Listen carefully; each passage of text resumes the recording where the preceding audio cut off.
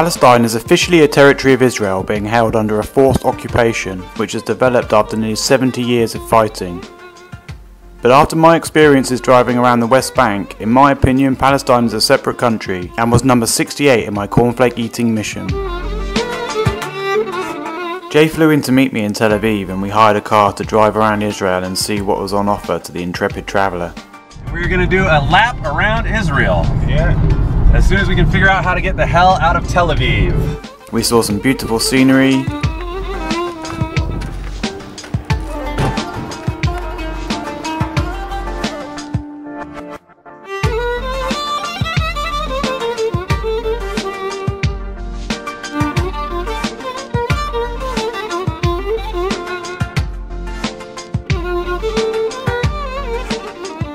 We saw some of its ancient history in the fields of megalithic dolmen, as well as some of its more recent history. Plus we experienced some of the unique things it has to offer, such as floating in the Dead Sea or weeping next to a wall. And although our tour focused mainly on the United States of Israel, crossing the border was easy, like going through a toll booth back home. So we did cross into the West Bank to briefly visit Bethlehem for a taste of Palestine and to see where the Lord our Saviour took his first breath. What are your impressions, mate? Honestly, like, this is pretty crazy. Yeah. All the buildings are just stacked up on top of, everyone's on top of each other. You know, like, even the people that are walking around are like, everyone's just so tight and pushed in. Everything is just, I feel like there's no space or anything. Everyone's just kind of everywhere. It's much more, it's basically developing world, you know, it's the third world. Oh, definitely. As soon as you cross that border from Israel into Palestine. Yeah, and parts of Israel that aren't even Palestinian are like that. You know, they're like halfway there. Yeah. But this is all the way there. This is something else. It got dark very quick, and as we headed to the Church of Nativity, we were reminded which God was pulling the strings around here.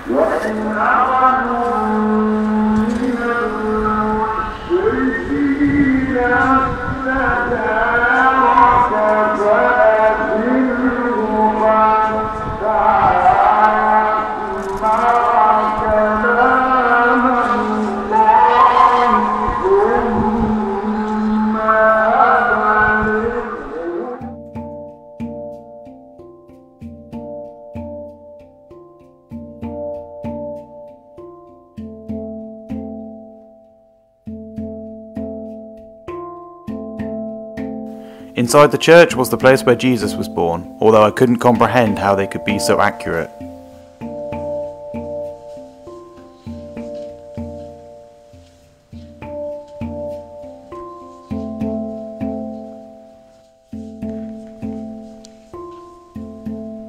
And I thought, when in Rome, so I prayed to any God with a capital G who was listening and asked for a little peace for Palestine.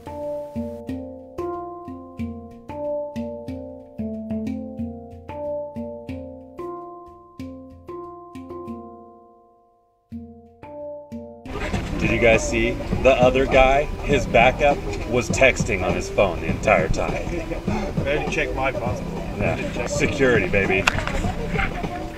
Jay left after 10 days, so I hired a car with my Polish friend Tony and we drove around the West Bank for 4 days, sleeping in the car so we could really get the most out of the vehicle. Alright, so this is the funny radio station we just found. And yeah. Yeah. 106.5 Israel. Radio Chainsaw. Right, classic. Yeah. Exactly what you want to listen to in the morning. Very peaceful, very harmonic. Alright, enough of that shit. We crossed the border and I was again struck by the amazing difference in living standards once you cross that invisible line. It's like we entered a different world. Just 30 minutes ago we were in Israel, in Jerusalem, like a modern city. We passed through Bethlehem and drove down to Hebron where we slept close to the city ready to pay it a visit in the morning. So behind me here you can see the Abrahami Mosque. We're in Hebron right now, which is the Jews' second holiest city, and this is one of their very holy sites here because Abraham, the founder of the the Israeli or the Israelites bought this land for 400 silver shekalim, which is approximately $700,000, and he bought this land here because he needed a place to bury his wife. So it's very sacred to the Jews. It's also very sacred to the Muslims and to the Christians, because you've got Jacob's buried here, Isaac and Abraham, they're all buried here, as well as Abraham's wife Sarah. It's also supposed to be the entrance to the Garden of Eden.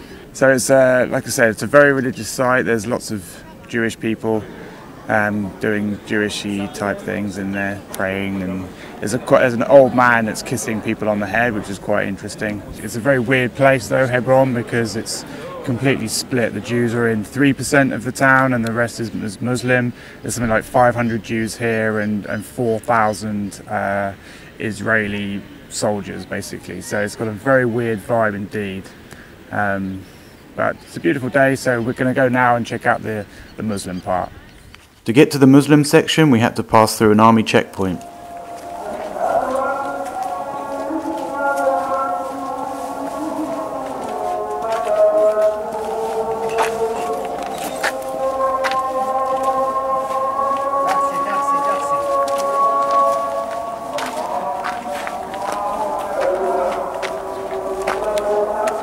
We didn't end up staying very long, as some teenagers showed some interest in us and our stuff, and they mistook us for Jews, which made us wonder who else was thinking the same thing.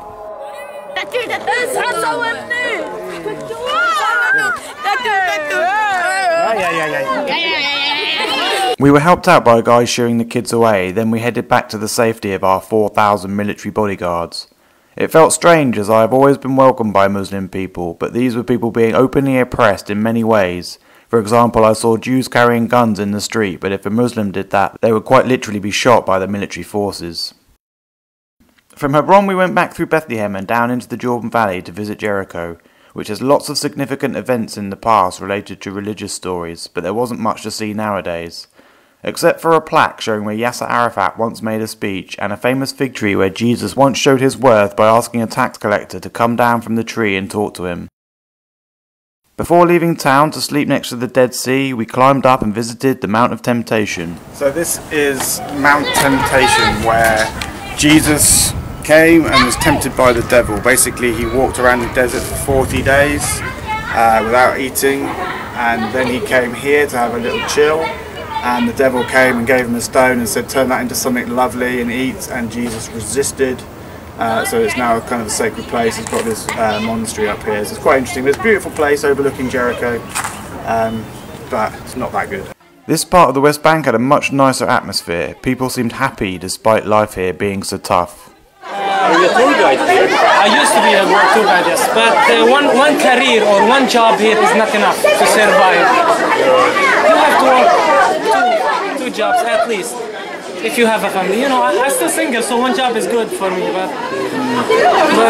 I don't like to stay at home. I like to work all the time, because if I stay at home, there is no options here, guys. Yeah, like if I'd like to hiking or travel, everything is limited here. Yeah. So if I stay at home, I feel like Miserable. Yeah, miserable, like hopeless case, nothing to do, so that's why I come to work. At least I meet people, talk to people. Yeah.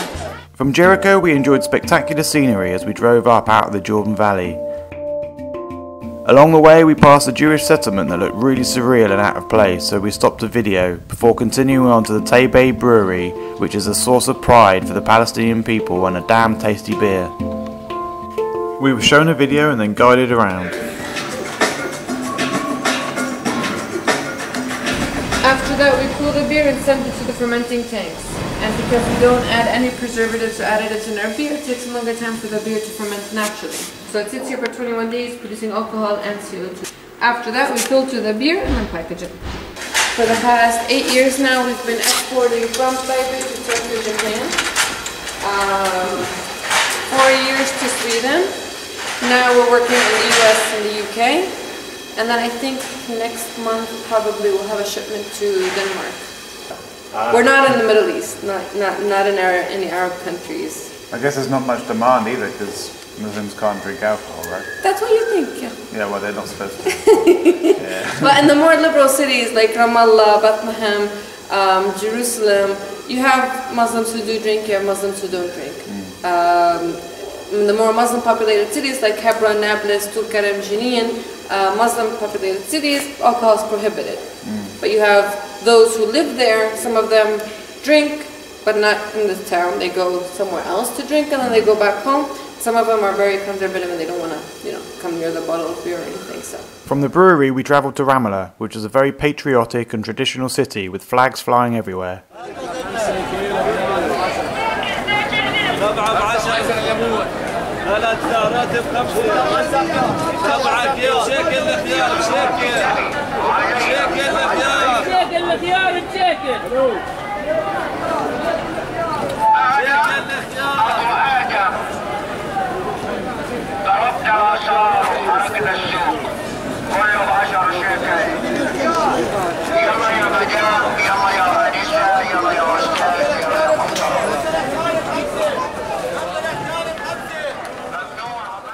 Between Ramallah and Jerusalem was a huge border crossing and large sections of wall, which helped me decide where to eat my Palestinian flakes.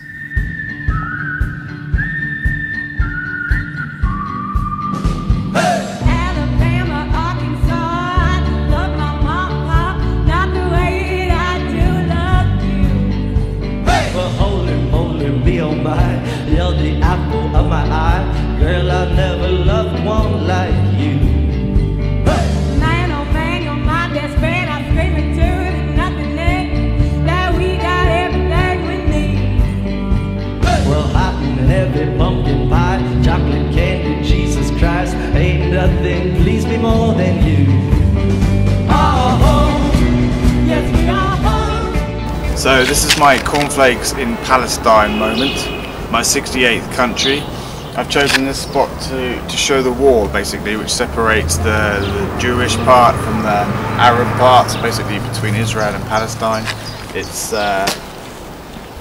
quite a disgusting sight really. Although in this section here there's lots of artwork, particularly from Banksy. I think he's done like 9 pieces or something, and there's lots of nice messages basically about freedom and love and support from places like Malaysia and places all around the world. It's a wall that separates the Arabic people and the Jewish people, and it's not good for the Arabs because they can't get to this side where all the hospitals are and all the money is basically, and there's a big difference when you cross over the border.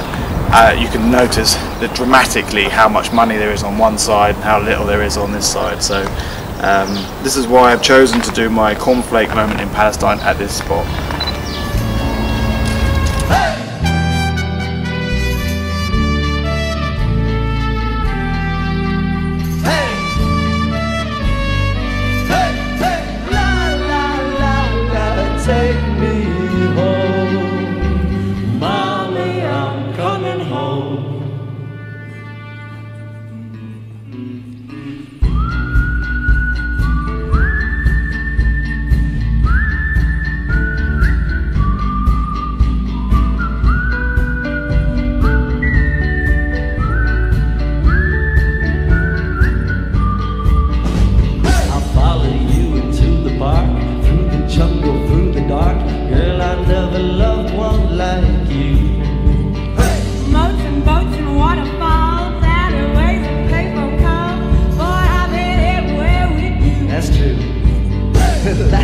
While at the wall we met Claire Anastas, a very courageous Christian woman who had spent the majority of her life fighting the Israeli system.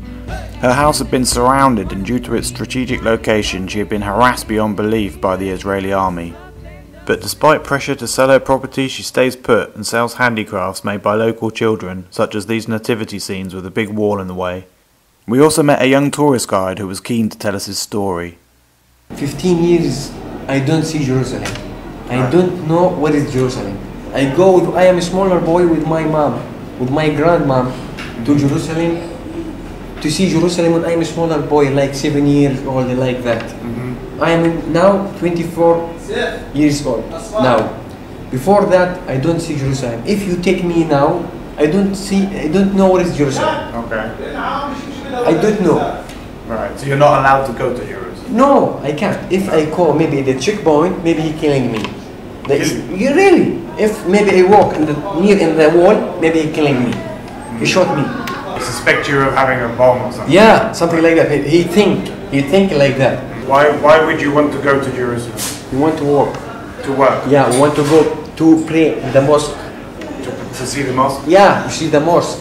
Everybody he need to go to Jerusalem. Jerusalem is the best place. He put it him like that and that. Right. So there's no work in Bethlehem? Stupid. No work. No money? No money in Israel, yeah. So all the money is on the other side of the wall? Yeah. No money here, so you want to go to Jerusalem to earn money? To work. How are the hospitals in this side as well? You have medicine and things on... Something. And then the best one in Jerusalem. Yeah. Everything. Yeah. Here, if you want to work from 6 morning to 11, 12 in the evening, 60 shekel, 70 shekel. Right. Inside, if you work from 6 morning, 7 morning to 4 o'clock like now, you can take 500 shekel. Right. So if you work on this side, you get 60 shekels. If you work on Jerusalem side, you get 500 shekels.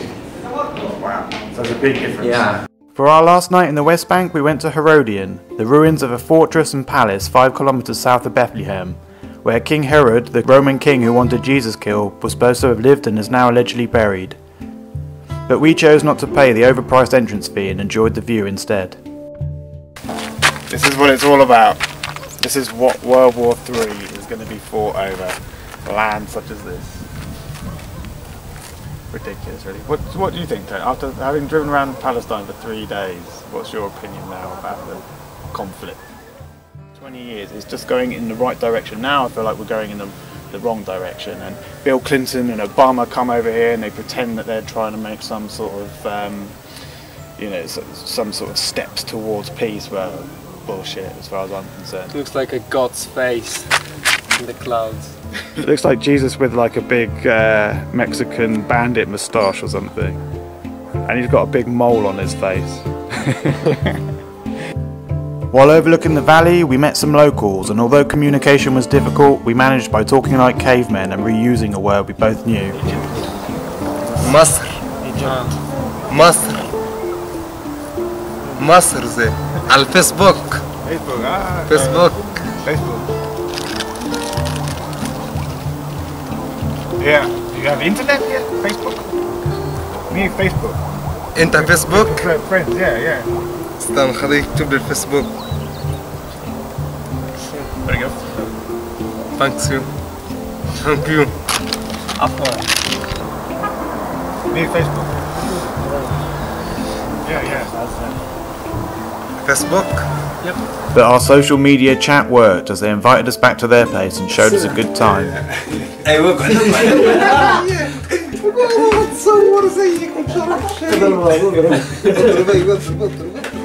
The next day we crossed back into Israel, and I left feeling like there was a completely unjust division of society, but in particular of military force, work, wealth and power, and that those in power seemed to be encouraging segregation, tension and the inevitable fighting. I travelled back through Israel, and a few days later flew from Tel Aviv to Cyprus to visit my 69th country. And of course I sampled their cornflakes and filmed my 12 days backpacking around the beautiful island.